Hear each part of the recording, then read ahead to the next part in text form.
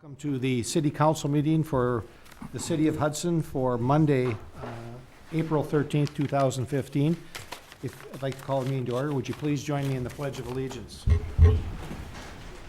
I pledge allegiance to the flag of the United States of America and to the republic for which it stands, one nation under God, indivisible, with liberty and justice for all. Madam Clerk, the roll, please. Mayor Burchill. Here. District 1 Morset. Here. District 2 Yakubrad. Here. District 3 McCormick. Here. District 4 Weber is excused. District 5 Hoggett is excused. District 6 Banslow. Here. If it's so please the council, I'd just like to make a quick change. We have Judge-elect, I'll call him Judge-elect Mike Waterman here tonight to address the council. If it's okay, we'd let Mike do that right now, and then we'll move on. Anybody have any problem with that? Go ahead, Mike. Very good, thank you. Or should I say your honor? I better be careful, huh? Yeah, not yet, not yet. Not yet, okay. Well, my name is Michael Waterman, and I am the new St. Croix County Judge. I wanted to stop by and say hello and introduce myself to the council and also to the members of, to the people of the city of Hudson. Governor Walker made the appointment Friday afternoon because of the retirement of Judge Howard Cameron. He retired earlier this year. And I've been an attorney in practice for 20 years at the Mudge Porter, Lundeen, and Seguin law firm in Hudson. And when Judge Cameron retired and this position opened up, I gave it some serious thought. And a lot of people have asked me, why did you want to become a judge if you've worked in private practice for 20 years? And for me, it was very simple. It was an opportunity to serve the public, and that's what judges do. And there comes a point, and I think in everyone's lives, when we need to consider giving back to the public and public service. And for a lot of people, it's done in a lot of different ways. You could be a teacher, a police officer, military service. For a lawyer, we do public service through judging, being a district attorney, or a public defender. So when the position opened up, I thought this would be a wonderful opportunity to commit myself to public service and do some good for the community. So thank you very much. I wanted to stop by and say hello. If you happen to see me out in public, please stop and introduce yourself. I'd love to meet you. And I look forward to working for St. Croix County. Thank you. Thank you, Mike. Okay, next item on the agenda is a public hearing on the application of Hanson Brothers, LLC, to rezone the golf course property located north of Cooley Road and west of Carmichael Road from R1, one family residential district, to PRD planned residential district, general golf course area, and B2 general district, business district, 27.11 acres area, south and east part of the golf course area. Just for everyone's information, this is a public hearing, so anybody that wants to come up, we'll give you a couple minutes if you want. Give us your name and address, but the council will not be responding or acting on this proposal tonight. So that's for informational purposes. Danny, do you have anything else you'd like to add? Not at this point. Okay. So is there anyone here that would like to talk about the public hearing? Or talk about the proposed change? Sure. Yes, sir. Might as well start it off. That's right. Hi, Al. Hank Hanton, 408 Norwood Drive. I'm going to end up being kind of like a bad penny for you guys on this. So just object to it. You know, I don't object to it, but would like to have the city clarify what their position is going to be on the agreement that they are providing the stewardship for the golf course owners. So that's really kind of...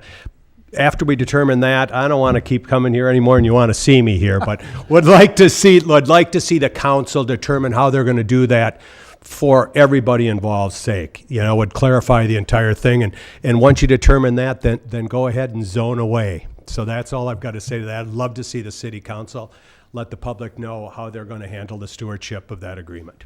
Thank you very much. Thank you, Hank. Is there anyone else? Come on, you can't all be, come on. John? My name is John Olson. I live at 1717 Laurel Avenue. I back up to what used to be the second green on the golf course. I guess I would like to see the city work, if it's not gonna be a golf course, I'd like some representation from the city as far as what's gonna be behind me. I know they're looking at shrinking the lot sizes under the normal lot sizes right back there. I know also part of the plan is for commercial. I'm in real estate and I see a lot of commercial property sitting around right now. I asked at the last meeting what they saw going in there. I know there were some comments about the walkability of the commercial. And so it's just, I've seen the plan change 3-4 times so far, and I'm wondering what gets approved. Will it just be a process of changing it after it's approved? So that's points I'd like to make. Thank you, John. Thanks. Anyone else?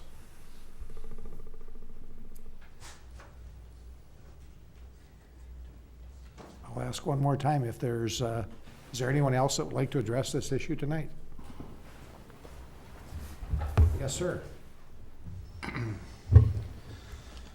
I'm Gary Vanderborst, and we own property adjacent at 706 19th Street.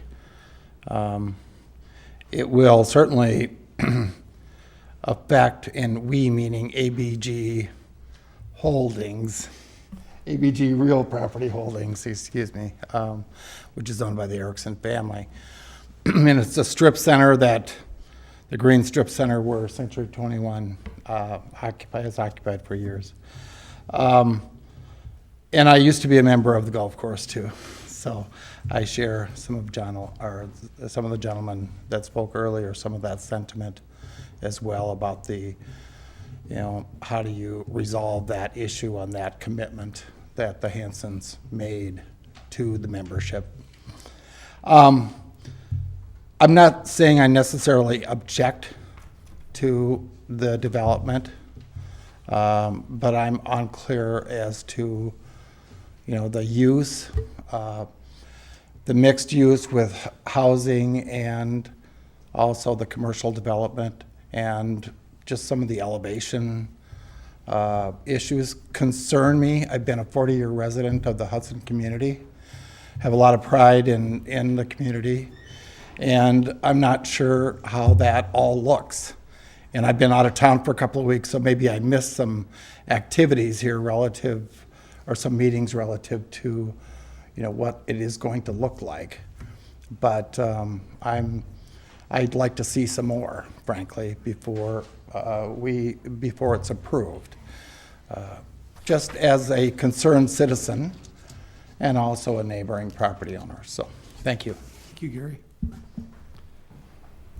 Anyone else?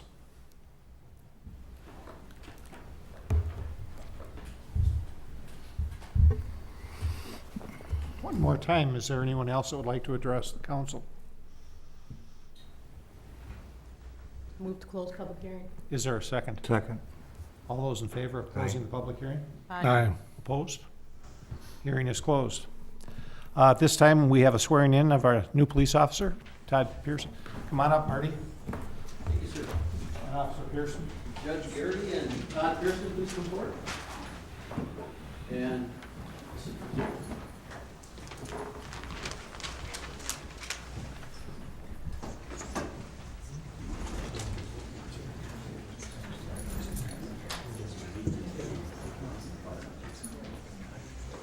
Stand right on the other side. On the other side. Just stand right there. There you go.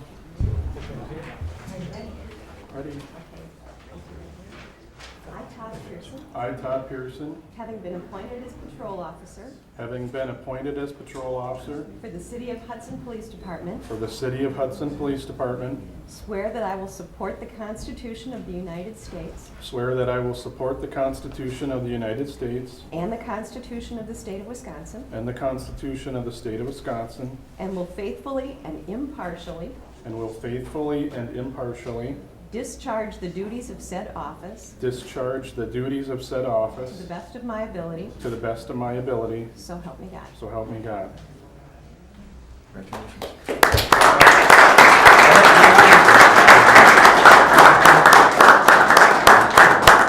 Todd is one of our reserve officers. He's been with us for 2 years.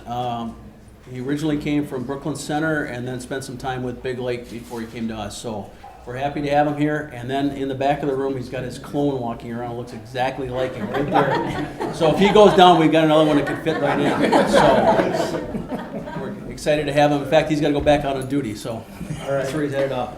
Congratulations. Congratulations.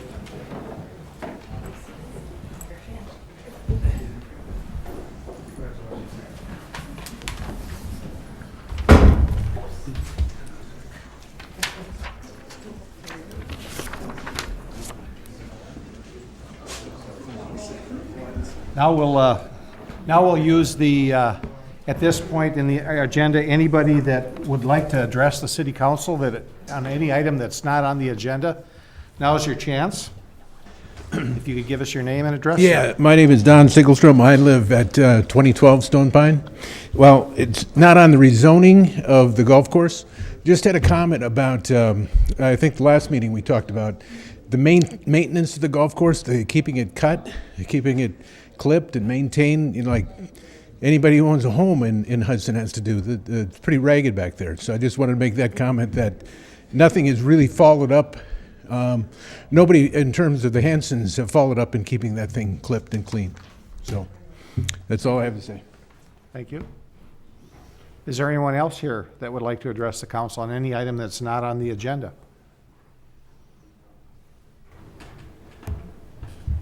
If not, consent agenda, Madam Clerk, we're going to pull item A off. Is that correct? So item A, the regular minutes have to be pulled off because there was a mistake. So go ahead, Madam Clerk.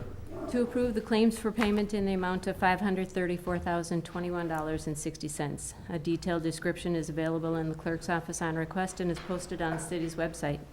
Contingent on payment of any outstanding debt owed to the city and approval by the police department, approve the issuance of 3 regular operators licenses for the period April 14th, 2015 to June 30th, 2016. Additional operator license information is available on request in the clerk's office. To accept the resignation of Chuck Perlock effective March 19th, 2015, and to authorize the city administrator to begin the process of filling the position, including any necessary updates to the position description. That date should be June 5th. Thank you. To approve the request for an agent change to Robin Crushell at Noodle Shop Company, Wisconsin, Incorporated, doing business as Noodles and Company, for the license year ending June 30th, 2015, contingent on approval by the police department and surrender of the current liquor license. To place on file the monthly report from the finance officer, the quarterly report of the quarterly report of the Director of Public Works and Parks, and the city's election statistics report from the April 7th, 2015 election. And that is all. Is there a motion to approve? Move for approval. Is there a second? Second. Roll call? Yakub Rod, Yes. McCormick, Yes. Vanslo, Yes. Morset. Yes. Then, Madam Clerk, if you could give us the page that needs to be changed It's on our on- notes. Yep, And item 4 at the bottom, I believe. it's on page 4. The topic was discussion and possible action on Resolution 215, notice of hearing and resolution to vacate part of 2nd Street south of Cooley Road. The motion should read, motion by Haggett, second by Yakub Rod, to introduce Resolution 2-15 regarding discontinuance of part of 2nd Street south of Cooley Road. Rather than first reading, is that correct? Right. Okay, is there a motion to approve with that change? So moved. Second. Discussion. All those in favor? Aye. Motion, opposed, motion carries. Thank you. Number 7 is the Finance Committee, discussion possible action on bids received for Dyke Road riprap repair. Tom?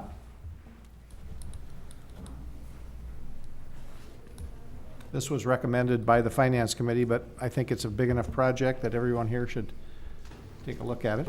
Tom, I guess you're the, Okay, yes, the Dyke Road riprap repairs has been in front of the council a couple times, I think, going back to last fall. Last week, we opened up bids. 7 bids were received. As you can see, they were pretty competitive. 6 out of the 7 were real tight.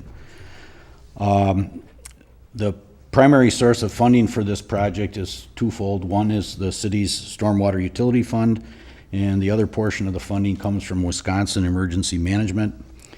They have obligated funds up to 70% of the cost of the riprap.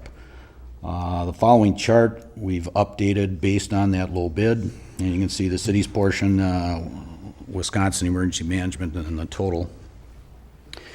So the staff recommendation tonight would be to award the construction contract to Madison Contractors in the amount of $233,500.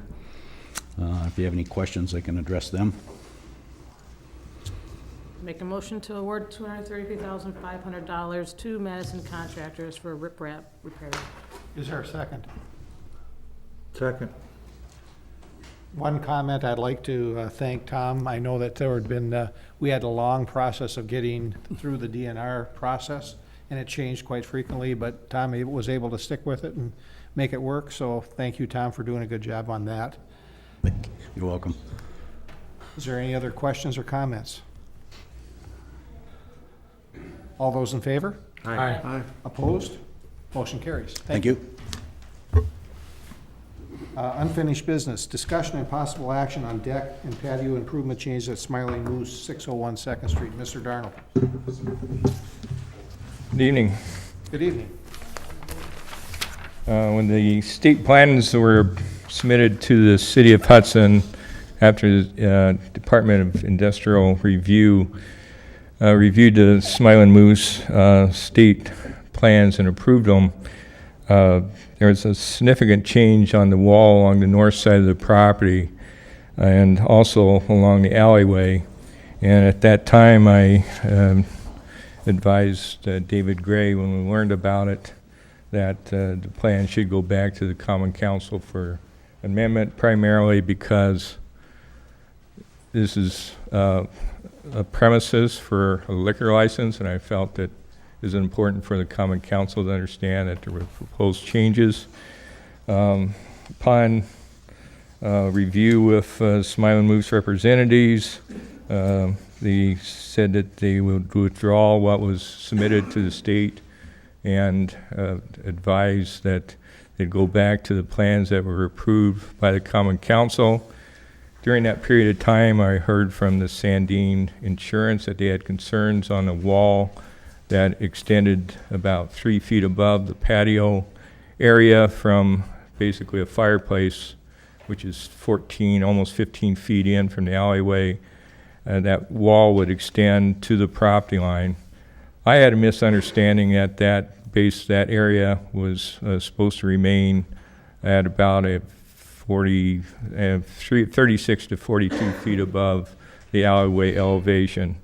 And I informed the Sandines of that. Again, when we talked to Smiling Moose, they said, well, our original plans included this 3 foot high wall above the patio along the north line. And basically what I was trying to do was, between the two parties, negotiate a reasonable compromise to allow the Sandines Insurance fares to have a better access for view of cars, vehicles going up and down the alleyway, but also add some security to the Smiling Moose patio area. And I suggested instead of going the full 14-foot width or length, to go 7 feet, then drop it down. And so it allowed for some view. The plans were modified for 4 feet by Smiling Moose, but that one of their understandings would be is that the recycling bin that Sandines would have would be moved. I think that was one of their concerns, that the recycling bin would be viewed from the patio area. And there was some correspondence coming back and forth late today. Mr. Chuck Harris, representing Sandines Insurance, is here to explain their concerns. There's a representing Smiling Moose. Yeah, you're here. Okay, thank you. I was here tonight. They may want to explain their concerns also. So, Can I ask you a question before? Absolutely. Yeah, so you said that the state changed the plans? No, the state didn't change the plans. Okay. The owners changed the plans and submitted them to the state. Okay. State, the Yeah. only thing that the state required was a secondary access off the sidewalk Okay, to allow emergency access, which is a building code requirement. We only had one access off the sidewalk along Walnut Street. okay. State required this secondary access. This would only be used, it's like a regular door where there's a bar. You can only get out of it in case of emergency. The city didn't want that secondary access, so we controlled people going in and out of that area better. But, that's a building code requirement, okay? But they came back with plans initiated by Smiling Moose on this change of wall. I mean, if they would have came to us early on and said, this is what our intentions to change, we could have been discussing this last October. Could I ask what the change was from what we approved back in Well, October? along the north wall, it extended about 3 feet higher for a length from the alleyway in from 8 feet 9 inches. Then it went up another foot. Okay, And that extended, so it's almost 4.5 feet above what, but along the alleyway, it changed to, well, at the northwest corner, it would have been about 6.5 feet, which above what the city approved, and that extended for a distance about 6 feet, then dropped down, and then would have been approximately 3 feet above that. There was no wall above the retaining wall that the city approved in that portion. And there were some interior things such as a gas fireplace that was involved and so forth, but they said, well, we'll go back to the old plans. I said, well, fine, but, there's this visibility issue I'd like to at least try to discuss and, so I there's two other sides of the story here. sure. And that, they should be given an opportunity to explain themselves. So does anybody have a question for Denny right now? I do. I need clarification too. So the current situation the plans that went to the state, and are they within, like, if these would have been the plans that came to, I thought that the plans weren't changed. So if these, Plans are changed. so if these plans were changed since Plan Commission, if they came to us with these plans, would they have been within the limits of approval? No. So they're outside limits of approval for the city standards? Well, and you're asking two questions. I You know, that's approved- why I'm confused, I'm very confused. Well, this is a liquor license issue, and you have some flexibility to approve what you feel is necessary for granting them that area as a premises. Okay, so I guess to better state my question, is it impeding on an easement? Is it impeding on the distance that it's supposed to be from any lot line setback? No. Or is it within the setback approval? Fences can be up to the lot line. Okay. And Anybody else has a question for Danny? what plan did we approve? Yeah, I'm confused now. What plan did we approve? You approved a wall along the north side extending 14 feet 10 inches from the alleyway east at a height of about 3 feet above the patio area. And that's what the council already approved. Correct. And now the wall is going to be just, I know you No, found this. they said they would take it back down to that now. Okay. Okay. So then, all right. What was the explanation that they gave to you as to why they changed it? Well, the explanation given to me was the architects changed it. Okay, so they've agreed that the wall would be taken down to the original approved plan. So that's really not the issue tonight. The issue now tonight is just the visibility of the originally approved plan? Correct. Okay. All right. And one other question I have is the dumpster that's being talked about here, I drove down the alley to look, was that always there or had it been moved now? Is that in a new location before everything? Yeah, when the car went up, I'm sorry. I couldn't hear you. Was that dumpster, has that dumpster been moved since all this happened? Is it in a new location now? Not that I'm aware In of. its original placement? I can't answer that question. Okay, well, maybe they can. It is in a new location? No. Same location? Same location. Thank you. Okay. So at this point, could we have representatives from the Smiling Moose just to answer a couple questions about the changes that were made without, and where would you like to be at this point, and what is going to work for you folks? And Okay, good evening, Mr. Mayor, council members. Tom, why don't you give everybody your name? I am Tom Tamero from Smiling Moose. This is my partner, Mike Tupa, Okay, and this is Bruce Lenzen, our designer. okay, If I may, can I put the original plan absolutely. up on the board over here?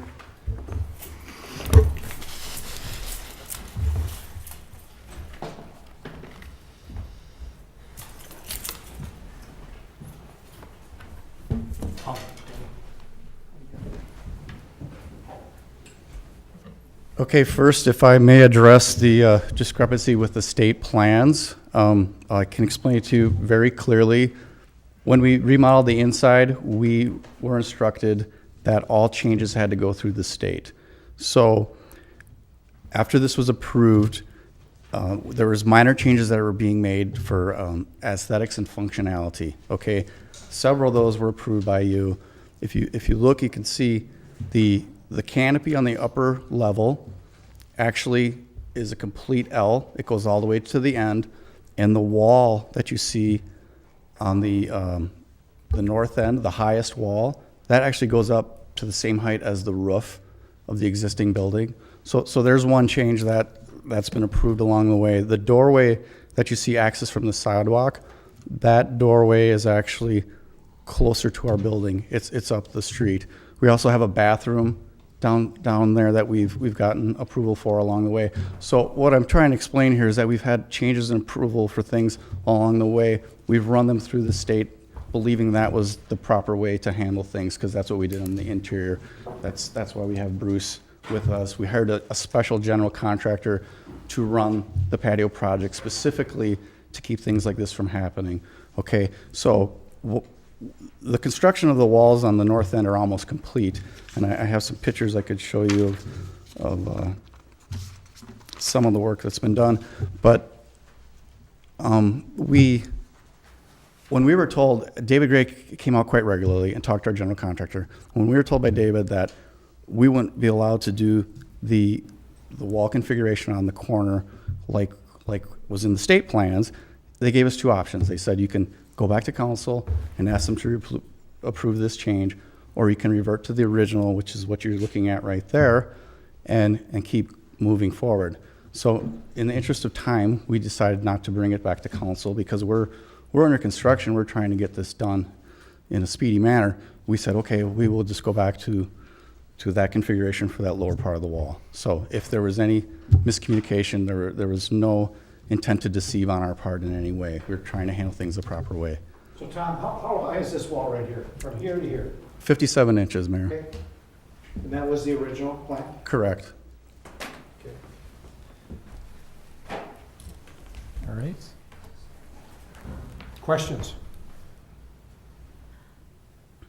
No, I think they've tried to do everything they can to make this work, and we've approved a plan, which they went after, and they were told they could use this plan to build our deck. I don't know why we have to change this. I think it's pretty straightforward.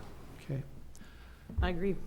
Well, would you like to listen to the other side? Well, hang on a second. Yes, yeah, we can listen to the other side. I'm just going to see if there's any questions that anybody has here. Okay. Chuck, you want to come up? Thank you. Thank you.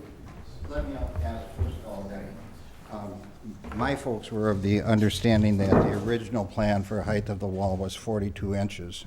And I said in my comments that that's the way I discussed it with them, absolutely. Okay, and so when you say, so I don't understand how that applies to what they just said about 58 inches in the plan.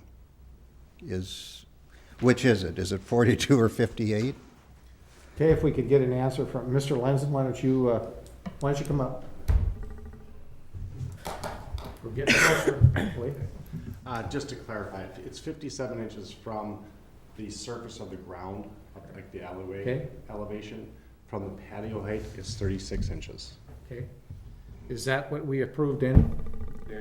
Yeah. Is that, I Well, mean, I'm just trying to make sure that, Yeah, this was the picture that was included in the plans. Now, reading the plans, it calls for 32, which I thought extended all the way around. But that's where the misunderstanding myself and what was presented. so does that clarify it, Chuck? Well, maybe. My clients were of the understanding that the height distance that was approved was the 42 inches, and you folks are either going to have to look at records or whatever just to make sure that's right. Okay. The other thing that I think is concerning to my folks is whether or not the quotes fence around the patio is actually going to be as that fence is, which has a few larger posts, but it's significantly different in construction than the quotes fences that are in the front and sides of the building, which are quite thick logs and are set pretty close together. And so that if that kind of fence is what's going up along the property line and the alley line, there really is no visibility. And so that's our concern. We've heard indications, no, what's going up there are basically pine post type of fence. And that simply won't work for visibility, either for people coming into the alley or coming out of our folks' lot. And so, depending on what kind of fence is actually going up, that's a concern to my folks, I think. Let me try to clarify. Yeah. I was looking at you. So Steve, when they applied for the state-approved plans, they moved, this fence is 4 feet in from the retaining wall. That's the way it was presented at the council meeting. When they presented their plans for state plan approval, this fence was moved on top of this retaining wall. Oh. And that's what Sandine is, are worried about. Well, the ones, if they build this, and this is set back 4 feet, then, you know, I guess it's a subjective question where this fence is gonna impede views. My point was trying to get this cleaned up so people backing out had a better view of the alleyway. So maybe it's a question for Tom. Did you guys, when you reverted back to the original plan, is the fence also being reverted back to the original plan? Yes. Yes, it is. So now everything has been reverted back to this plan. Correct. Okay. So the fence is no longer impeding the visibility if it's 4 feet back, according to what Plan Commission.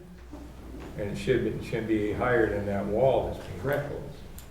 And is it not going to be higher than the wall that's being proposed? Correct. It'll be 57 inches on the north end to match that wall. But this wall is running out all the way to the alleyway. That serves no useful purpose. And that's where I'm trying to get cleaned up a little bit, so the neighboring properties in north have a little better visibility. In my opinion, it really doesn't necessarily impact the project. I was trying to come to a compromise. And this is what I have to say about that. I think Mr. Darnold's position is correct and actually is something that should have been addressed at the start. This wall really doesn't serve as a wall. It's really just a dividing fence between two properties. And typically, one of the things that's considered is to the extent it interferes with view and airflow and various things when you're looking at a fence. There's no need for that fence there. It serves no functional purpose. So if the wall is made lower, will people eating on the patio be looking at the dumpster? No. Well, it depends on where the dumpster is sitting. Well, it's been there for 25 years, so I assume that's where it's going to be Well, sitting. it's assumed that's where, you may want to assume that, or you may not. I mean, that's the right of my clients. They've offered to move it. And so that's what I have to say. And in that regards, they want to show the pictures of the trees and the shrubbery that are going to be here when it serves their purposes to show it, but they deleted when it's not. But actually, the dumpster sits right in this corner. These tables are 4 feet back. So there's no continuing need for the dumpster to sit there. The issue is whether or not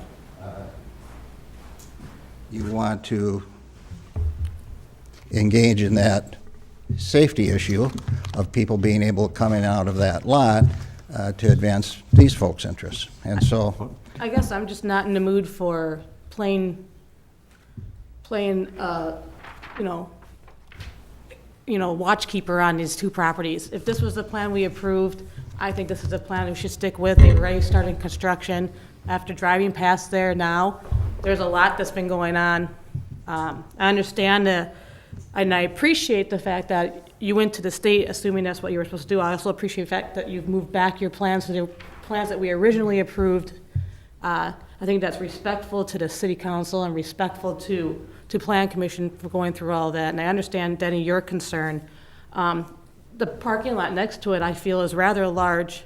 If I felt like they had to squeak by just to see what was coming down the alley, I'd be a little more concerned. I think maybe there's other solutions. Maybe a mirror can be put there for better visibility of cars coming down. There's other ways to handle it instead of changing an entire project or changing that part of the project that's been in place. So I'm going to make a motion to keep the project as originally approved. And I second that.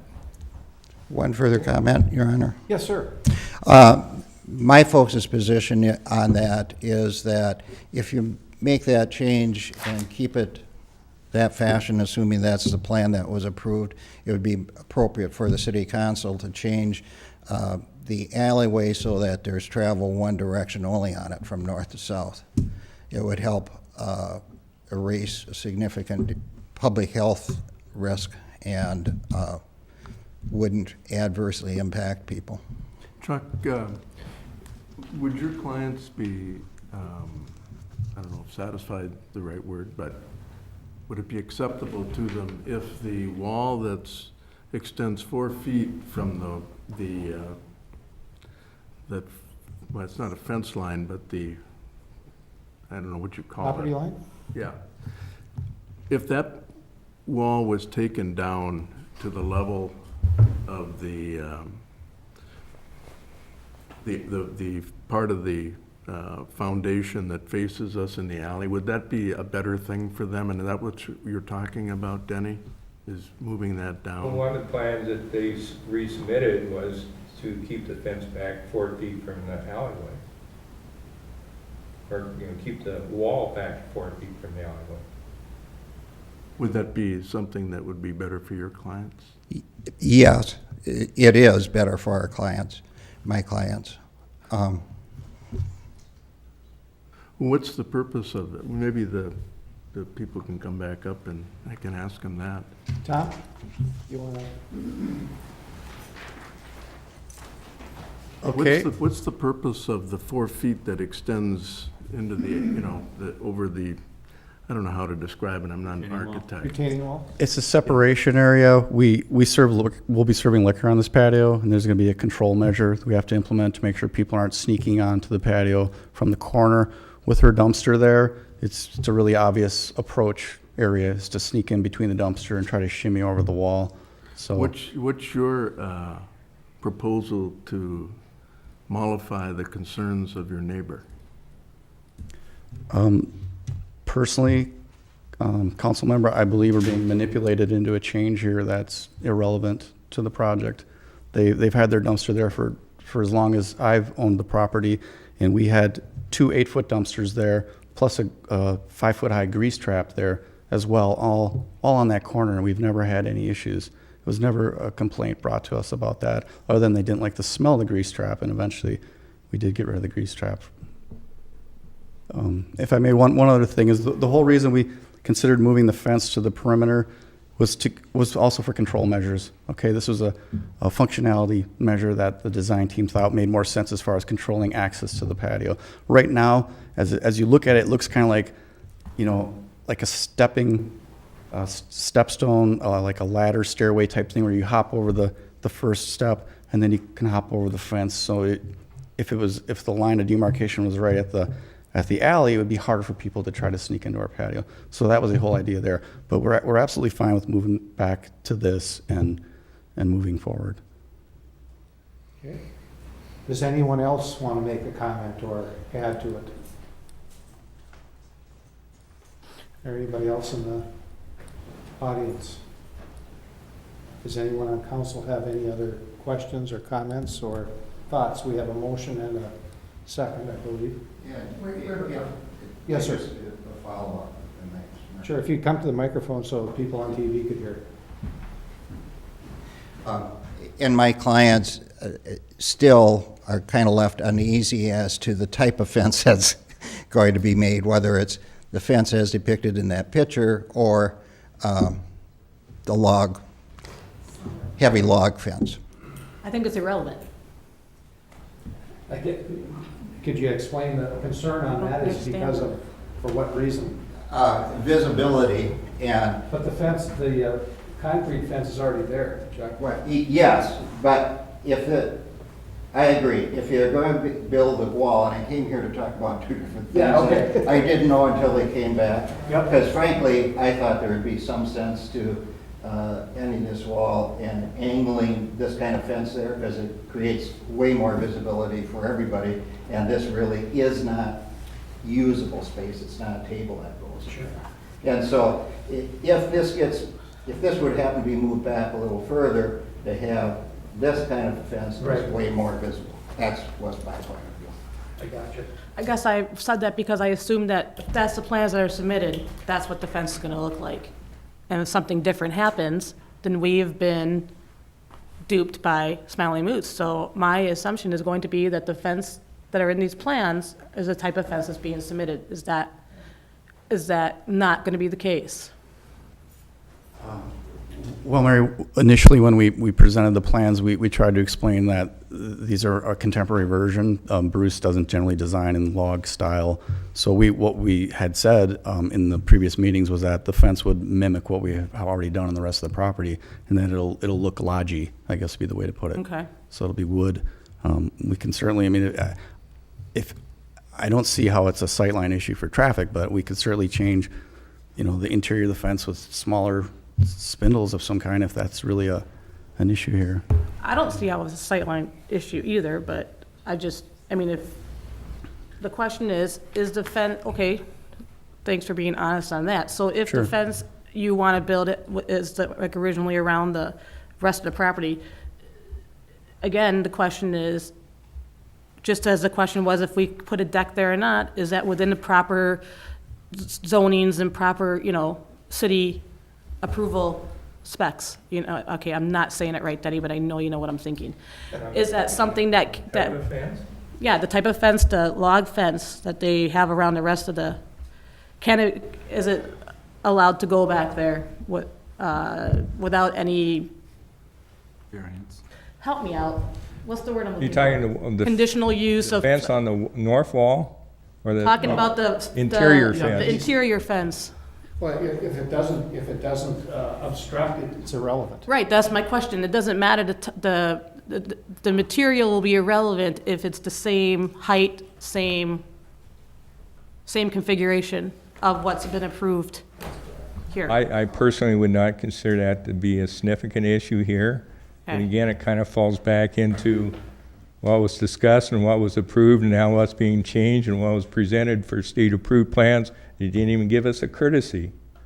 They submitted state plans, didn't even give us the courtesy to come back and ask for the changes until we basically stopped them. Chuck, anything else? Come on up. I do want to say something else. I did give Denny a letter, and I don't know if the pictures, if it happened to be passed out, but if you look at those fences that are in the front windows of the Smiling Moose, there is no way a person who's approaching that alley is going to have any view of the alley until they get past the fence. Cars are not allowed to park within 14 feet of that intersection. And so if somebody's pulling in to that alleyway from the street, it is a site issue. If it's smaller slabs, spaced a little wider, there's more ability to see oncoming traffic, whether people are coming off the street or if it were on the other side of the. Heading north, Chuck? So, When yeah, you're- When you're right. pulling in, heading Right. north? And so I do think it's a site issue. It isn't just a matter of what the height of the fence is, it's whether or not it's a fence you can see through reasonably to see traffic coming. And so that's the site issue we have. Okay. Bruce? Just to address this, just to close this, the fence that's being proposed looks exactly like that. We worked through, unfortunately, Tom was not part of the conversation with his wife and the contractor. The fence that is on a lower patio, it's 4 feet back, it's the same configuration. The spindles are actually going to be 12 inches on center, just narrow enough so people can't climb through it. Obviously the upper deck, that's a cone type fence that's 4 inches on center, but it's going to look exactly like that. That decision has been made by my clients. All right, folks, is there any other input? I think one of the suggestions that Chuck had brought forward is I think we should refer that to our public safety on the one-way street. I don't think we should, unless you feel like we want to deal with that tonight, but I think I would go to public safety first and then come back to us as we normally would do. Did you have anything else? Is that okay with everyone that we send that to public safety to take a look at, the one-way street, one way or the other? Can I address? Certainly. Come up to the microphone, please. John Fair, Sandine Agency. Our position is, with that wall being 50-some inches tall, how tall is it, Bruce? From the alley, from the grade, it's 57 inches tall. 57 inches. We in cars will not be able to see over 42 inches.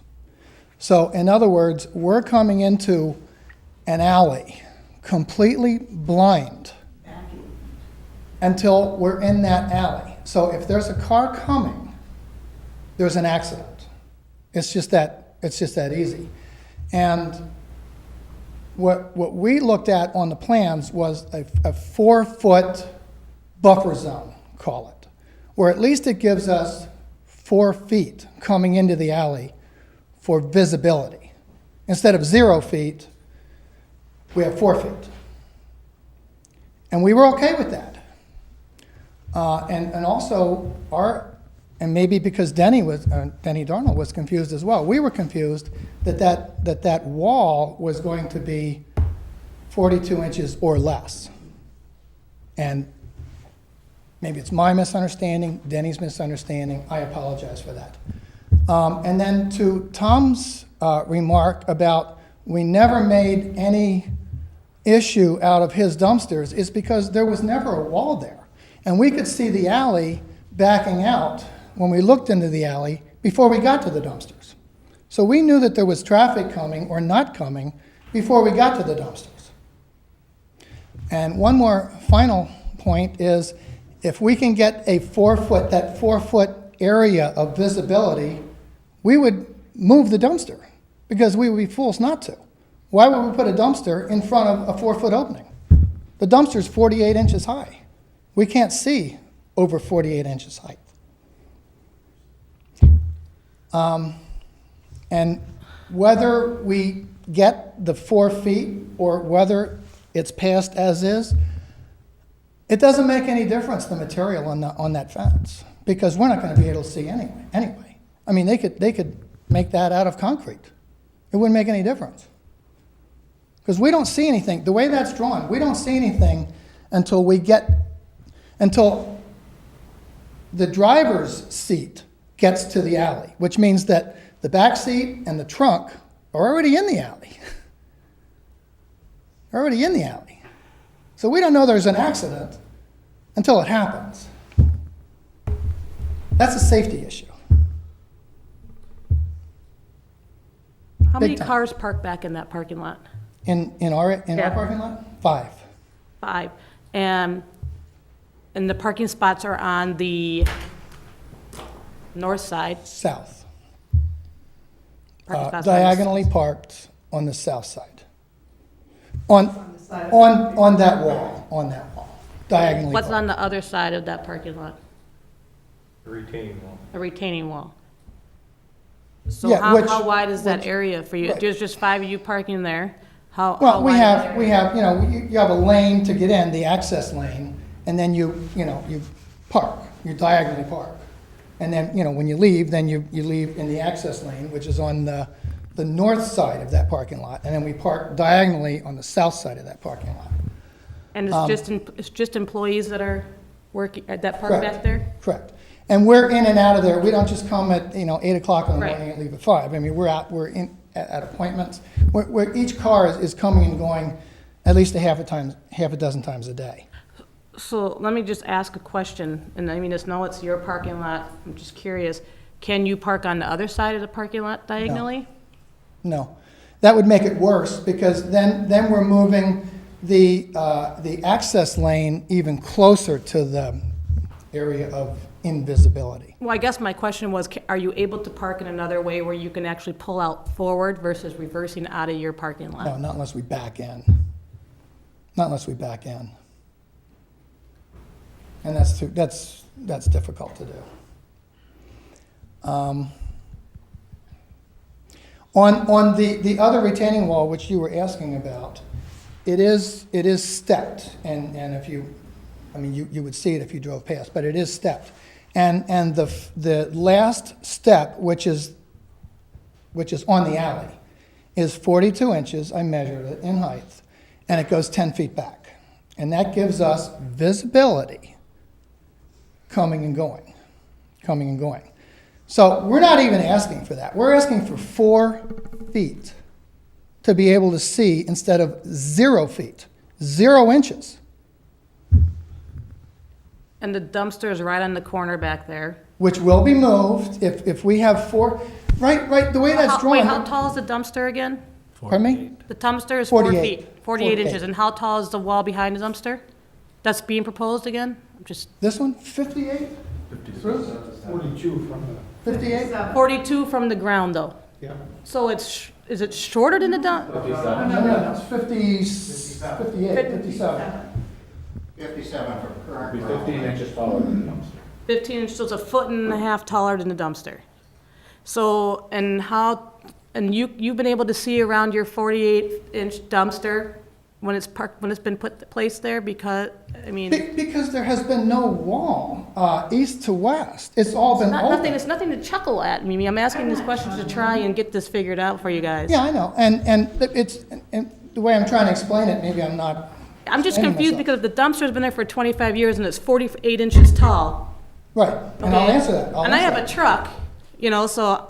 I don't. Okay, and you don't, right? Your car is not 48 inches. I mean, where is your car relative to you Okay. versus where you're sitting, I mean? Right, let me just explain that to you, is there has not been that wall. So when we were coming and going, entering and exiting our parking lot, we were able to see before we got to the dumpster down the alley. Down the alley. So I knew before I got to that 48-inch dumpster whether there was a car coming or not before I got to it. With this, I have no clue. I mean, I'm into the alley, and I'm an accident before I know it. If somebody's looking, then they stop. Okay, but if somebody isn't, and a lot of people drive through there pretty fast. Let's say they're turning in there from Locust Street and they're looking to see what's going on. Is it a big night on the patio, whatever. They're not going to be looking straight ahead at me, who's already into that intersection by 6 feet, 7, 8 feet. So if the wall stays, the safest way to handle that situation, if the wall stays, is to have, if public safety looks at it, would be for the alley to go one way from north to south. Yes, that would help. Yes, it Okay. would. Yes, it would. Because, as I said, the retaining wall on that north side is 42 inches, and we can see. We can see.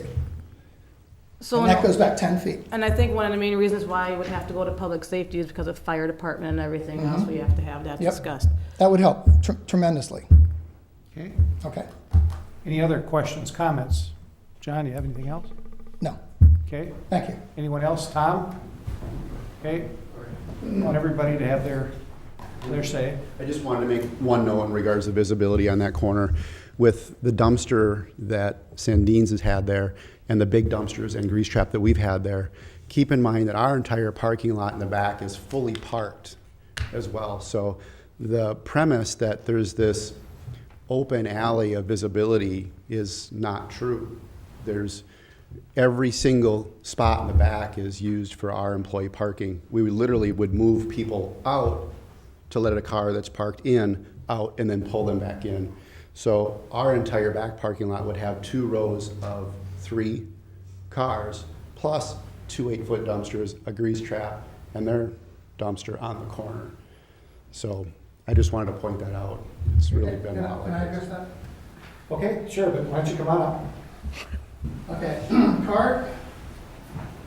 Cars parked there are different than a solid wall. Cars have windows, and cars have waistlines, and the waistline on most cars is under 42 inches, which is our visibility, maximum height for our visibility. So even though there's cars parked there, cars have low waistlines, 42 or under, and they have windows, and you can see through windows. So we can still see. We can't see with a solid wall. That's completely different than cars parked there. Okay. Completely different.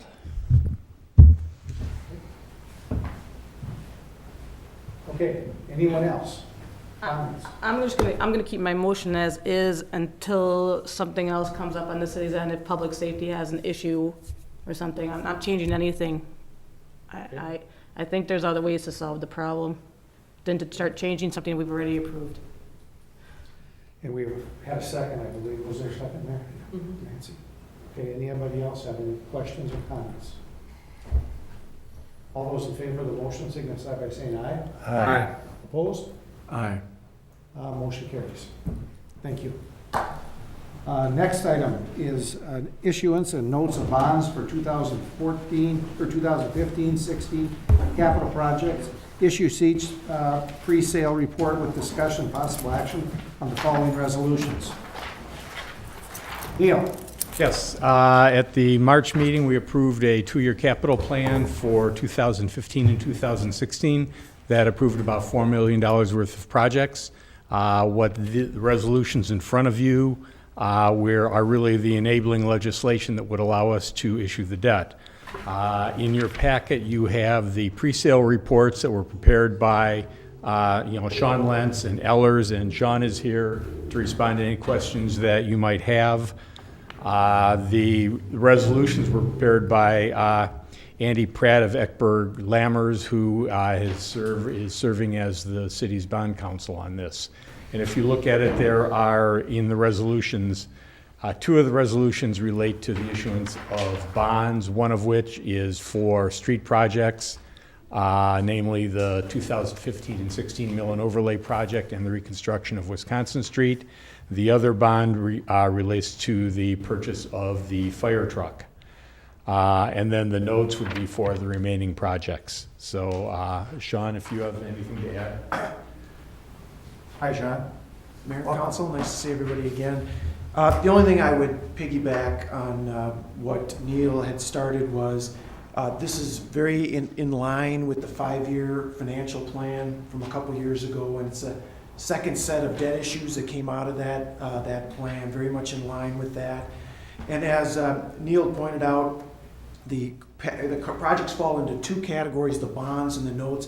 And it's really a statutory situation where the streets and the fire truck are able to be financed with a 20-year bond issue, and some of the shorter useful lived assets fit into that 10-year note issue under Wisconsin statutes for financing projects like this. Last 2 things I'd mention is one, interest rate environment has been very favorable, and I think our projections in the pre-sale report, which were done quite a while ago actually at this point, are pretty conservative interest rate wise. And then the last thing I'd mention is, as part of the process, the city, we'll be working with the city on updating the bond rating for the city, which is currently a AA2, which is a very, very high rating, AAA the best, AA1, and then AA2. So the city has already set the bar real high for itself in terms of where your rating is. One item that Neil and I have talked a little bit about is potentially adding a debt policy for the city as part of this process, and that may come up at the next meeting, I potentially. think that's something, Sean provided a draft of a policy that was adopted by City of Superior, and we can take that and modify it and have a discussion on that at least at, possibly at the next Finance Committee meeting. Okay. Questions? Point of parliamentary procedure, when we suspend rules, can we suspend for all four, but take each resolution 5 times? Oh. There's 5 different resolutions. I guess you want to get agreement from the council that they don't have. So what I'm any asking is to disagreement suspend the on it. rules once for all 5, and then we would take each resolution one at a time. Yeah. Separate. So I think that much makes easier. sense. Doesn't it? Sure, that's fine. So moved. Yeah, Second. as long as the council's agreeable, no one wants it done separately, that's fine. I just have what would it take to get the rating up? Yeah, I was looking at the last report from 2013, and in the report, it notes strengths, and it notes what could bring the rating up. One of the areas, which I was happy to see, is the last time we had a rating done, for the last couple of years, the valuation of the city, equalized value, had trended downward, and that has since reversed itself. So I think that factor is one that you can begin to check off the list in terms of getting that rating up. The other things are a little bit out of your control in terms of, I think the city might have to grow, even be a little bit larger, because when you compare a AA2 rating for Hudson compared to many of the other communities that have a AA2 rating, you're on the smaller end of that. So some of those factors are just out of your control, but the one seeing the valuation beginning to come back and turning around, I think, is one that could, in the long run, get us to that next level. If it was AA1, what difference would that make for the interest rate? For the interest rate? Yeah, when you're at this high, the difference gets tighter and tighter. I would say it'd be somewhere between 5 to 10 basis points would be A1 compared to or AA1 compared to a AA2.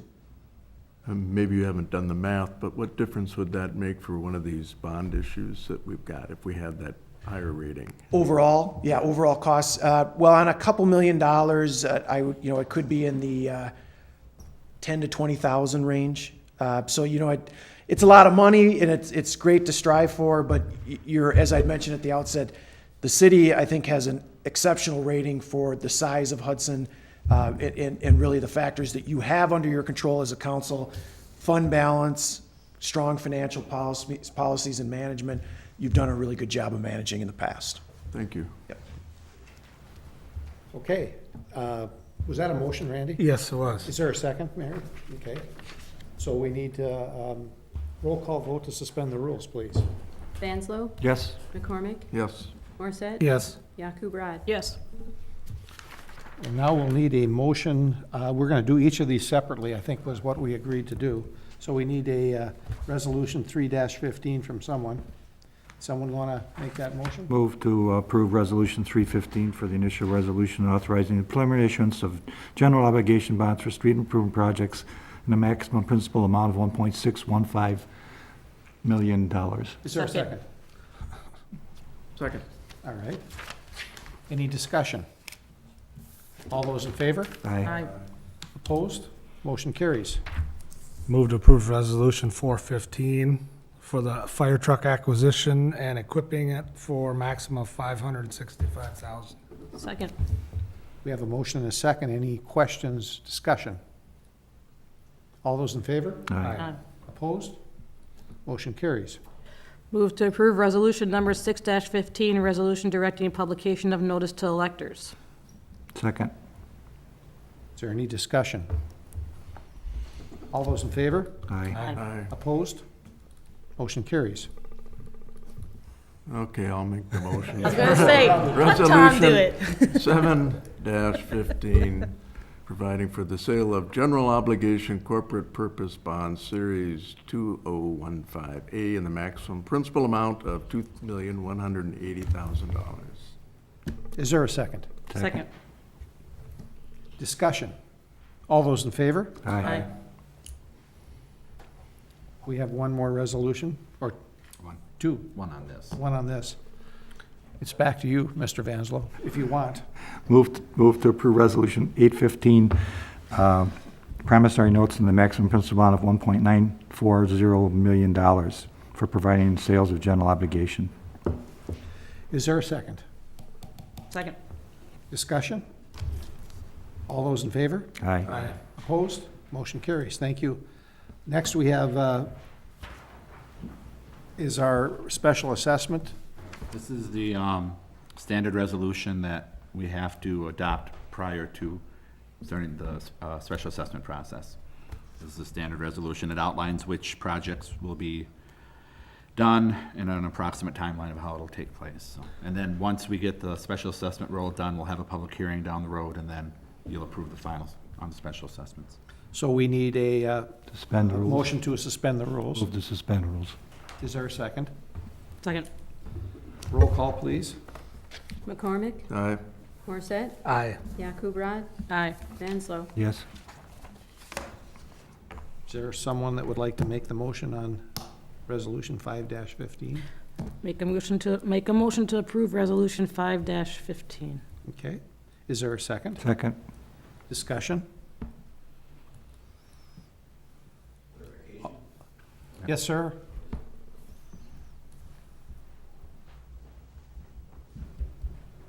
Just want to clarify that the rest, that the motion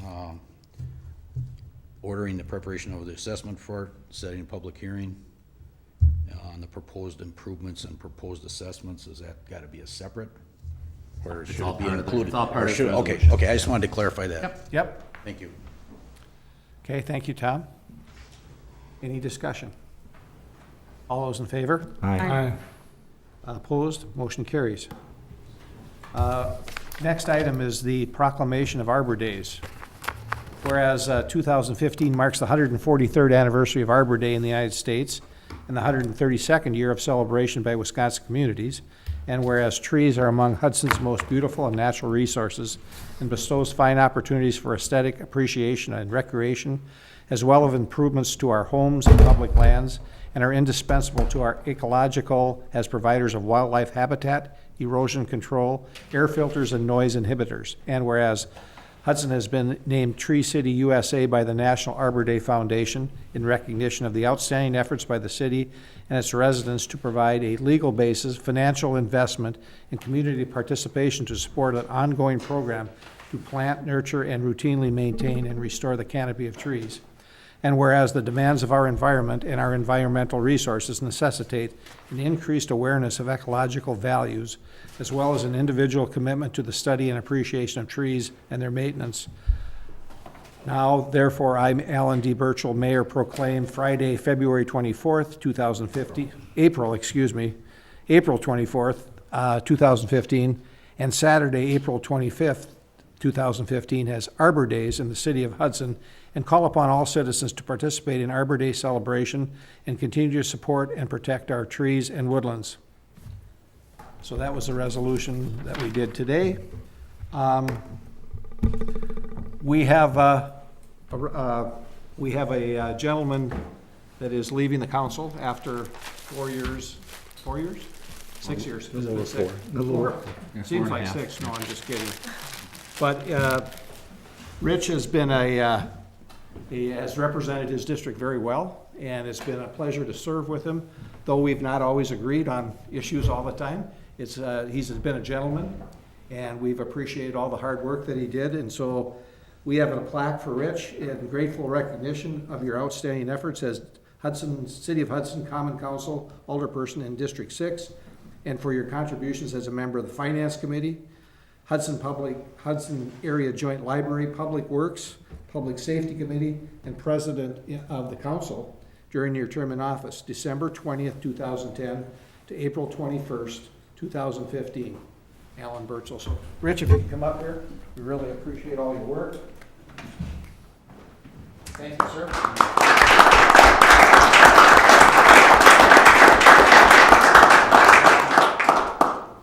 So I know Joyce is in the audience, so congratulations to you, Vicki Erickson, and Frank Rhodes, who ran for city council and weren't elected. We want to thank them for their effort to run for the city council, because at times, as you can see tonight, it's sometimes very thankless for what we do. So we try to make the best decision we can for our residents. I also received a thank you card from our senior citizens, and they send us a thank you card every quarter when we send them money for their room tax dollars, and $625, and we really appreciate. And she said, and I'm really sorry that I'm late in responding. So we get one every time from them, so they're very appreciative of the money that we donate to them. Any other council members have anything? I just want to say it was a pleasure serving with you, Rich. And Thanks, Randy. The city's better off for the stuff that you did for us. Thank you. I was just going to say, I'm going to miss sparring with you. It's been fun. Yes, it has been fun. I will just say that I would like to thank the voters of District 6 for allowing me the opportunity to serve here for the past 4 years, and it's been a pleasure. It certainly has been more than I expected when I started, and I think the city has a great group of staff people here working for the city, and we're very fortunate as a city to have the people like Tom Zulli and Marty and a lot of the people who work here, Nancy, Devin. Actually, Catherine, it's been a pleasure working with you, and you actually have a very difficult position that you fill, and sometimes I felt for you because you were in a difficult position, but you handle it well, and you've done it well, and I really enjoyed it and appreciate it. And Mayor Burchill, I think I know the number of hours that you put in here, and it's a lot, and you've dedicated yourself to the mayorship, and you've done a great job in leading the city council and in leading the staff, and I think the city is much better off because of your leadership, and I hope the people of the city of Hudson appreciate that. So thank you to everybody. Mary, it's been a pleasure sparring with you. And Randy, it's been a joy working with you. And Tom, I haven't worked with you long enough, so I haven't gotten under your skin yet, so I can't talk about it. But thank you. Thanks, everybody. Thanks, Rich. Yep. Thank you, Rich. City Attorney? No. City Administrator? Two quick things. A reminder, the organizational meeting is next Tuesday at 7. And the only thing on the agenda will be the new officers, the president, plan commission, and the committees. And I did want to thank the election workers again for working last Tuesday. And to kind of make a plea again, we are in desperate need of election workers. I think just about every election, we have 2, 3, 4 that quit. And, for various reasons, but it's very difficult. We were pretty close, even with this small election, only having 7 workers at each place, having enough people. We did not have a lot of subs left. So it's 2 to 4 days a year, plus some training. It's a long commitment for that day, but we really need to get a larger group of people involved. If you have any interest, you can contact Nancy. You have to be appointed by one of the 2 parties. You don't necessarily have to be a member of one of the 2 parties, but you have to be appointed by one of them, and Nancy can give you the contact information. But just put that plea out there. We really could use, especially if this would have been the November election, we would have been in a world of hurt. Do they have to live in the city limits to work as a city election? They do not. That's good. Maybe people They don't do know not. The only promise we made is we would not take them from the town of Hudson. I guess what I'm saying is we don't want to take election workers from the other municipalities, but that is correct now, Nancy. St. Clair County. St. Clair County, yes, of course. But they did change that rule a couple of years ago, so.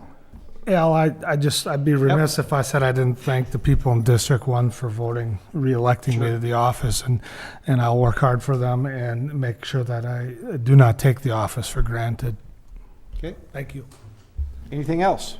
If not, is there a motion to adjourn? Mr. Vanslo? Motion to adjourn. Is there a second? Ooh, can I second him? Yep. All in favor? Aye. We're adjourned. Thank you very much.